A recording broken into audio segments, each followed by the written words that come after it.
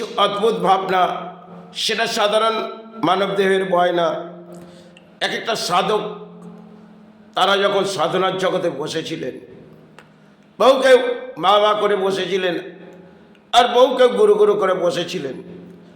তাদের সাধনার জগৎটা একটা আলাদা পরিস্থিতি ছিল। তারা আমাদের যেভাবে বুঝিয়ে গেলেন, তাদের দেহর দিকটা যদি আমি চেয়ে দেখি, তারা সাধনা মা মা করে কেউ চিৎকার করে এসেছিলেন। এবার যে সময় এসেছিলেন, সময়ের আবেগ আমাদের কিছু বুঝিয়ে গেলেন। তাদের দেহর দিকটা আমরা যদি দেখি, এবং তারা কিন্তু দেহটিকে একটা কঙ্কাল মতন তার জীবনযাত্রা কেটেছিলেন। কারণ সাধকদের দিকে আমরা অতটা গভীরভাবে দেখি না। তারা সাধনার জগৎটাকে চেয়ে দেখেছিলেন, তারা তার দেহর দিকে দেখেনি। দেহ সে পরিস্থিতির মাঝেই আছে, তিনি সাধনা করে যাচ্ছেন। তাই তাদের জীবনটা দেখব একটা কঙ্কাল রূপের পরিণত তারা শেষ পর্যায়ে করেছিলেন। কারণ তারা মনোবৃত্তিটা যেভাবে নিতেন, সেটা সাধারণত আমাদের জীবনযাত্রায় নেওয়াটা অতি কঠিন। কারণ তারা যেভাবে আমাদের বাংলায় এসেছিলেন, কেউ দারিদ্রতা কাটিয়েছেন, দুঃখ দারিদ্রতা মানব দেহের মধ্যেই আসে, কিন্তু তারা সেটাকে মেনে নিয়েছিলেন। যেটা তারা মনের মধ্যে কোনো আবৃত্তি রাখেনি, আর তারা সাধনাটাকে জাগিয়ে দিয়েছিলেন।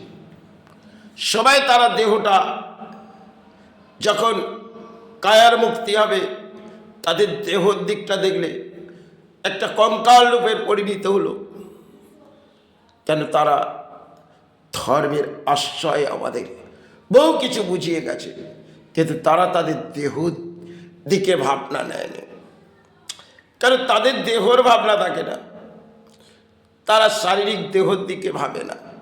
জানে এ দেহ তো আজ আছে, কাজ যতক্ষণ মানুষ্য জন্ম আছে, দেহর মধ্যে ব্যাধি আসবে, দেহর মধ্যে ব্যাধি গ্রাস করবে, যাবার পথ আছে, তাই চলে যেতে হবে। বহু কিছু অদ্ভুত হয়তো লজিক সাধনার জগতে যেটা তারা করে দেখিয়েছিলেন। বহু সাধক,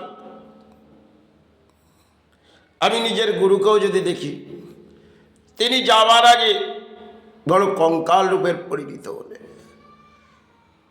এবং বহু গুরুকে দেখেছি আমি, তাদের শ্রীচরণের শতকোটি প্রণাম জানাই। হয়তো আমার সেবৈক বয়সে আমি যেটুকুন দেখেছি, সেটাই আমার মাতৃচরণে প্রণাম জানিয়ে আমি তাদের শ্রীচরণে প্রণাম জানাই। হয়তো আজ এসেছি, সময় বহু পেরিয়ে গেছে, আর কাল জায়গা চাই ফিরে যেতে। তাই যাওয়ার আগে কি পেলাম, কি হারালাম, এ নিয়ে আত্মাবৃদ্ধির মাঝে কোনো মনোভাবনা নিয়ে লাভ নেই। তারা যখন আমাকে ধর্মের আশ্রয় দেখিয়ে গেছে, তাই ধর্মের